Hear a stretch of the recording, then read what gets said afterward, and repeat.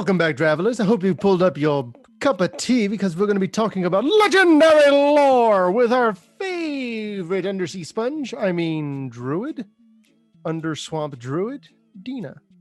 Joe, how do you feel about Dina? I love Dina. He loves Dina. We're going to find out why right now. So the story opens up with a kid named Maraf. And Maraf is, he's just a student who needs tutoring. So he's sitting there across from Dina. Dina's mixing him some tea. And the only reason he's there is because a guy named Professor Tivash, who we've talked about in the previous episode about the Witherbloom. Tivash has a card. Yes. So Dina's looking at the notes that were left behind by Tivash for Maraf. And it says, despite being a Quandrix hopeful, Maraf shows an uncommon affinity for summoning. He has poor attitude, which makes him prone to mistakes. And then she gives some more to Maraf, who happily gulps it down. And so he just keeps taking swig after swig of this stuff.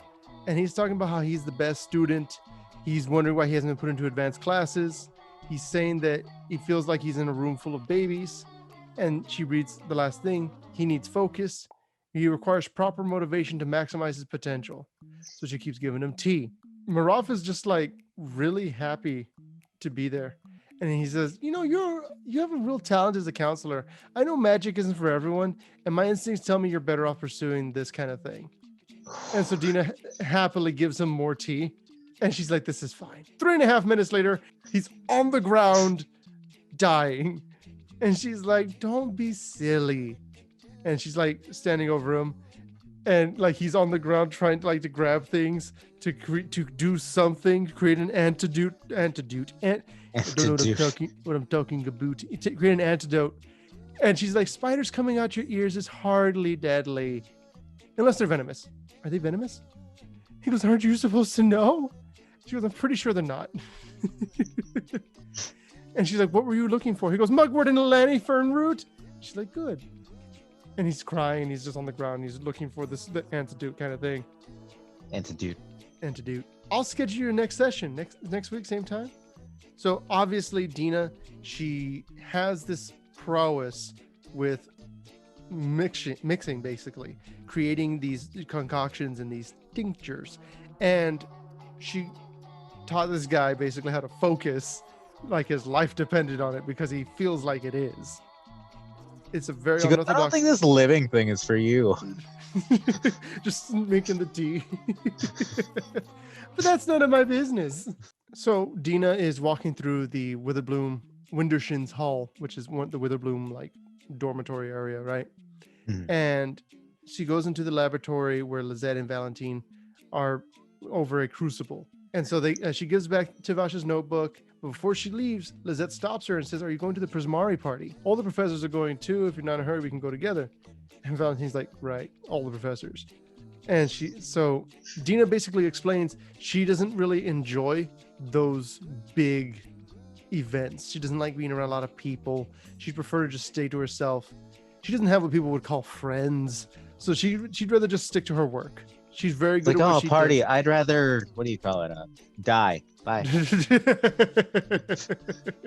And the thing is that Lizette's the one who brought Dina to Strixhaven. And the entire time, Lizette had been trying to introduce Dina to anyone that had the same interests as she did. And obviously that wasn't doing anything. So she literally just expanded her search to literally anything with a pulse and then some. Vampires are welcome too. Dina's like, I don't really feel like it. I'm going to just go. I'm going to have my fun, which is literally just having a pest in front of me and figuring out what makes it tick. It says here that Dina considers trudging across Edgemore into the detention bog.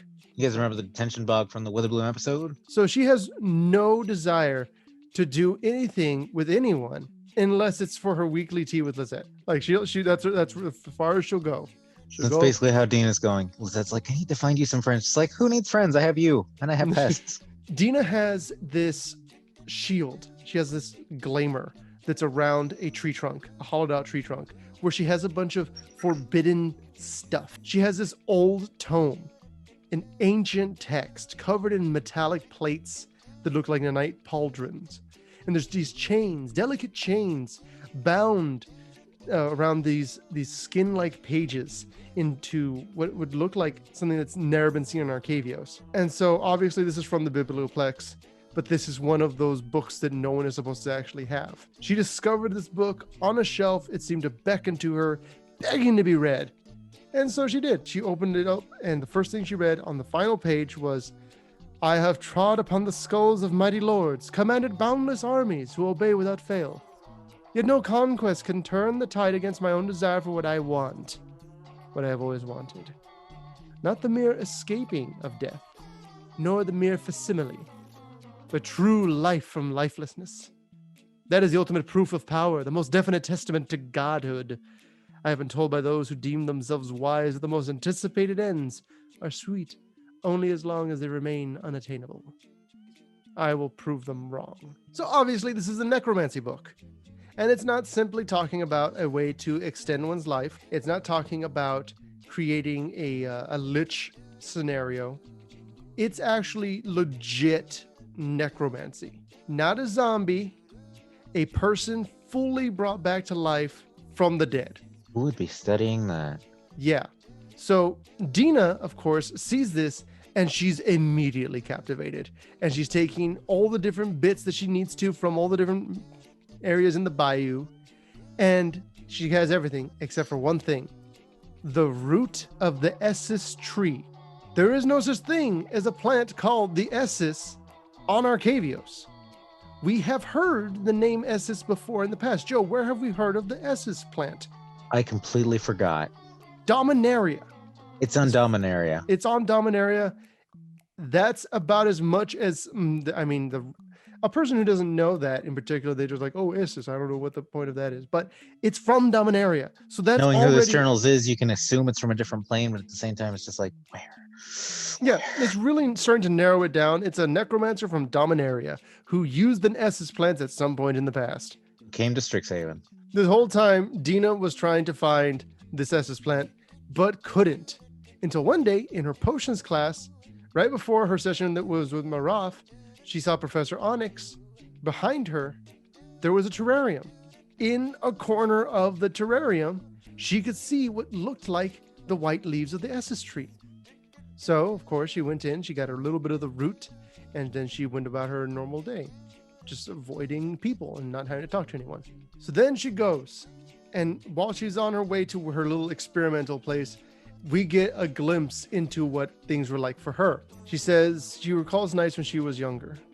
Quietly glorious, but tinged with an impending sense of doom. That's what a night was like for her. And this disease called the brittle blight. Regular night. This disease called the brittle blight shows up, and it just starts killing everything. This is the only time we get mention of the brittle blight, but it seems like it could be really important in the future. The whole idea is that it slowly saps the life from anything it touches, both plant and animal. And obviously dryads are a little bit of both. And so they would also die. And so double she says, die. Yeah. And at the very end, no grass, no flowers, no birds, no insects. Everything is gray. I don't know about you, Joe, but if I've ever thought of a plane having a blight of gray that just sweeps across areas and sucks all the life out of it, I think Eldrazi. And we've had a lot of signs of Eldrazi during this particular set. No talk of the Eldrazi, but I'm really hoping that Ugin's going to show up and be like, hey, 5 dragons I made, tell me about the Eldrazi on this plane. And then they'll like activate something inside of them, because that would make me a happy boy. It'd make a good story. It would. It would make a fantastic story. And all the groundwork is laid. Because of everything that had happened, Dina is basically determined to bring her entire glade back and reverse the blight, which is that's her big goal in life. Because of all that loss, that's why she's so reclusive. Mm-hmm. Exactly. Now, she goes to her It's like, Dina, let's be friends. You're just going to wither away to nothingness. What? Bye. So we get 4 new named characters, Joe. We get Bastion, Vedretti, Kiara, and Neniok. They're all pests. They're these tiny little pests rolling around in the mud. And she's like, I need you to take a short trip for me. And so she kills them momentarily. And so as she's working on this, she hears something snap, and she obviously she kind of stops. She's like, what was that? And she looks up and she hears someone yell, dissatisfied? Do you even know the meaning of that word? And then a second later, a sleek black projectile hits the ground in front of her, and she's thinking, why is there ink magic in the woods? She realizes has a detention, and they're just flinging spells. Inky coils then come out of the darkness like twin claws, gripping a pair of high tree branches and rip them down to the ground. Obviously, these trees are being ripped apart, and Dina can hear the trees like a Lorax. She just hears howls of pain in her mind. The trees ask, what did we do? Why is this happening? And he stops and he's like, oh, I didn't see you. And she's like, that's because it's dark. Human eyes don't adjust well to the lack of light. And he goes, no, I mean, and then she sees that the pez got obliterated. It's more than just obliteration. You know how he was throwing around those ink spells? Uh-huh. They congealed around her spell. Huh. And there's just this giant blob. It's a quivering mass, basically.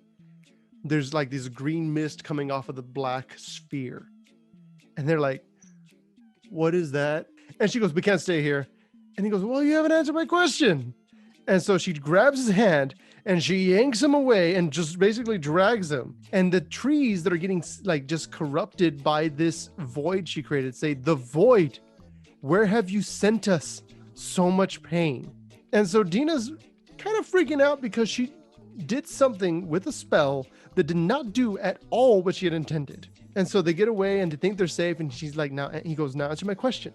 She looks at him and she recognizes, this is the son of Dean Liu. This is Killian. And Dean Liu is a vocal, charismatic, fiery man. And she does not want this guy to get hurt. She does not want this boy to be broken. His name is Liu? Yeah, Dean Liu. Ambrose Liu. Killian Liu. Liu is their last name. Okay. She goes, your name is Killian. Your father? He goes, don't talk about my father. We have other things to deal with right now. It's like, my father won't hear about this. And so she basically takes out the spell book. It's forbidden magic. Because no one's supposed to be here. He goes, it's still forbidden magic. There was no sound. There was nothing. They get out of the trees and they go back to where the pestilence had been. And and Killian has like a little light source kind of thing because white magic, obviously. Mm-hmm. And there are these gashes and just torn into tree trunks and into the ground, as if like a beast basically had just started just tearing things apart. And then there were things that were just splinters, and it was destruction. And Dina's like, we have to talk to Dean Valentine. He's at Widdershins. He can help us because obviously he didn't go to the party. And Killian's like, I can't do that. I'm trapped here all night. And he shows her his arm, and there's a sigil on his wrist. It's called a detention token. It's basically a brand that stops a kid from basically leaving the detention bog if they're supposed to be there.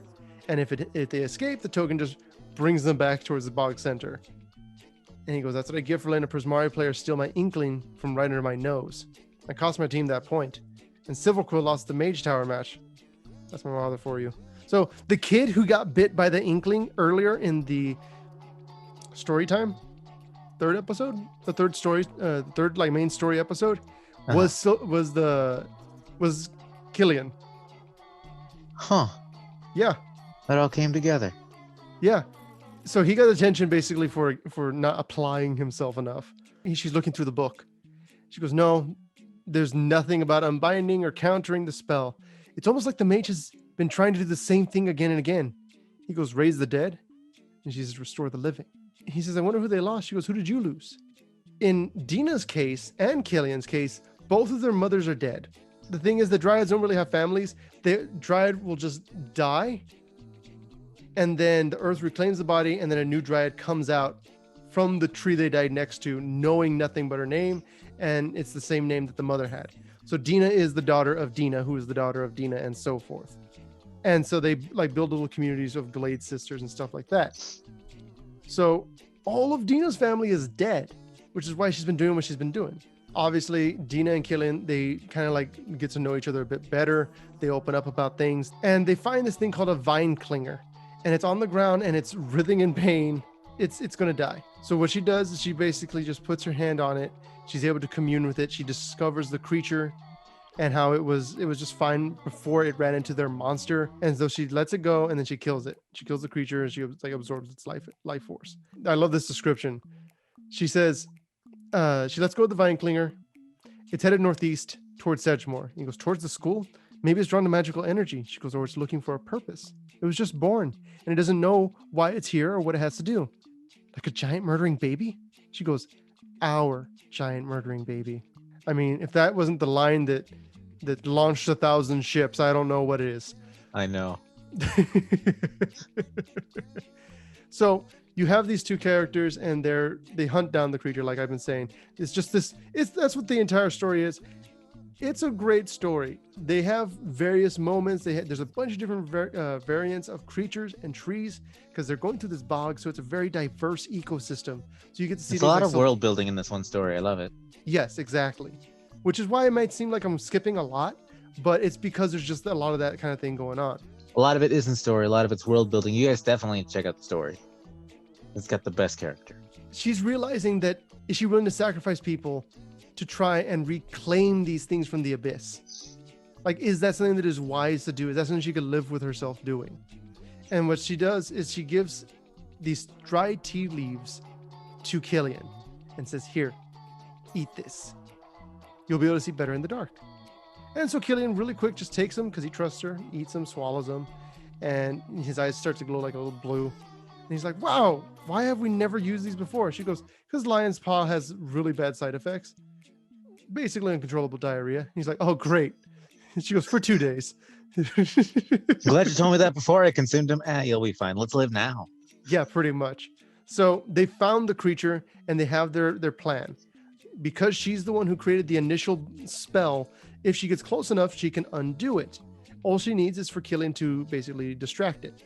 So it says right here that nature is drawn to balance. This is what Lizette had told her. Magic is simply a way to slightly alter this balance without destroying the elements you're working with. The key is to start small. A mountain can rest on a single pebble. An ocean begins as a drop of rain. And so she's thinking about, okay, all the things the creature's body is made of, water, earth, plant, bone. She's imagining the splinters. She's visualizing everything. The thing is, to take on a spell of this size has a cost. Usually she'd have a pest on her and she would just suck out the soul of the pest and use that to power her spells. But she doesn't have that in this scenario. So the creature is being bound basically. And it's really cool. I'm just going to read how Killian fights because I love the way Killian fights because it's a great indication of how a silver quill functions. I don't apply myself, huh? With Killian's yell came two sickle-shaped blades of pure ink magic slicing into the body of the creature. Debris sprayed off its body. Maybe you just can't accept who I am. Two more bolts sailed out from the darkness to cleave off more of the creature. Their plan was working. So like, you're so self-righteous. Killian leapt up onto a fallen log and let loose another bolt of ink magic, this one taking the shape of a hammer, which he hurled directly at the monster. You're always willing to tell others that they're not worthy, not right for your school. This is not your school, this is our school. He spins around, conjuring an inky blade extending from his arm and bringing it down to the creature. It's epic. It's literally just pure teen angst channeled into magic. Oh my gosh. Just like gets home, just like, hey, Dad. Aren't you mad at me? No, I'm fine. I took it out on a giant ink monster I made. What? But the thing is, because of everything that's happening, Killian's kind of just going all out, and the creature gets close enough and shifts and rakes across Killian's chest with its shadowy claws. Killian collapses. She like lets go of the spell. She's able to dodge a few attacks, and then she drags Killian away. She had been trying to freeze him with a petrification charm. Like just like to freeze him basically, and it ended. It dissipated because she lost focus. She lost concentration, but she'd already used a ton of her power. So now she's in the reeds. She's thinking of when she was home, remembering what it was like to be there when it was still alive and vibrant. And when she's there, she sees the other Dina, her mother. Are we really here? And she says, does it matter? This is what you wanted. She says, I want to know why I'm the only one left. Why me over all the others? There needs to be a reason. And the Dryad says, why a reason? You mean proof that you play some pivotal role in the schemes of an unseen architect? And she goes, why else am I alive? If not to bring others back, I found a way. And she goes, how do you know they want that? And Dina kind of had this like reckoning inside of herself of, what am I supposed to do if I've been doing all of this that I can to bring these people back? My entire life has been dedicated to doing that. And you're saying that that's wrong? And she tells her, you can help those who need it right now. And then she remembers Killian, and she realizes that's her friend, something she never had before. And that he matters because of that. It's such an interesting idea. And then her mother tells her it's time to be whole again. And Dina understands, and she goes back up, and she says she shut her own eyes and projected her mind outward as far as she could, past the boundaries of this memory and into the black heart of the creature she had birthed into the world. Envisioning her own body floating in this void, Dina focused on the single drop of her own blood that had bound the spell together. Because obviously it had to have some kind of blood magic involved. Mm-hmm. She let herself be pulled toward it until the drop was in front of her, suspended in the air. She reached out and touched it with her fingertip, the sensation of sharp teeth creeping up her hand. Suddenly her entire arm felt like it had been plunged into a sea of ice. The chill raced up her neck to her face and into her nose, eyes, and mouth. Then she was falling. And then she's gasping, she's grasping, and she realizes that she's in an infirmary. And she's like, what happened?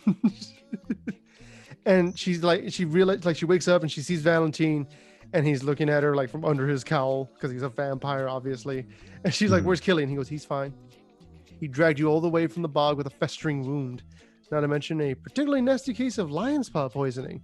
So what he just told her is that Killian was pooping himself the entire time he was dragging Dina through the mud.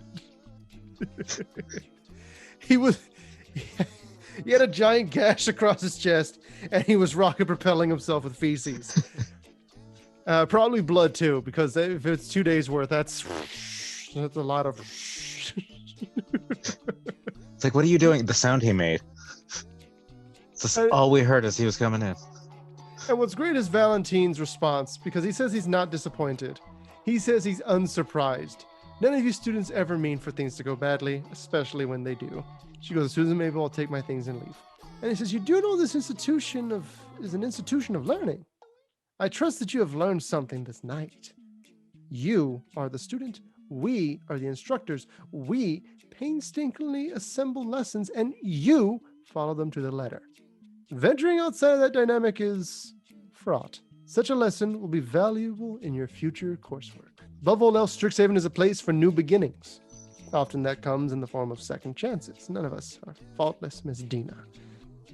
I am among the last who deserves to chastise others for their missteps. We actually get a moment, and we get to see that at the time, Professor Liliana was, her fake first name was Serafina, which I find really interesting that she would name herself Serafina Onyx, which she hates angels. Well, that's the thing. A seraph is an angel, but also if you look at the old Hebrew, it also means snake. Lizette is very upset with the professor. There's no explanation for why Lizette hates Liliana as much as she does. Because Lizette says, I know who you are, what you are, and I'll die before I stop trying to get you as far away from the school as I can. That's a very, very aggressive thing to say with no explanation at all. And it wasn't delved into at all. No, there's no explanation at all for it, because this would have taken place in the 5 weeks in between when everything was being refixed up. I just imagine Liliana just gets there after trekking all the way across Arcavius to Lizette, just like, I know what you are. I just got here. She's like, ugh. I'm sweaty. I've been walking. My legs hurt. She goes, do you realize how much leather chafes?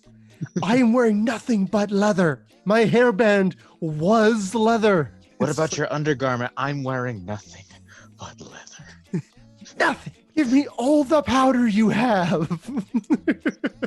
My best guess for why Lizette hates Liliana is because she's the reason that Dina got into the trouble she did. If it hadn't been for that book that she knows Liliana wrote, Dina would not have had those special spells and would not have been able to actually pull off what she did. To wrap it up, she still looks at it and says, life from lifelessness. With her fingertips, she traced the outline of the Essus leaf, caressing its edges like the cheek of a long-lost love. A black rot spread outward from where she touched it, consuming all the pages in the book, leaving nothing but the chain that had bound them. By the way, did you get that powder I asked for? I really need it. It's been a day. A day is a day too long to be in sweaty leather.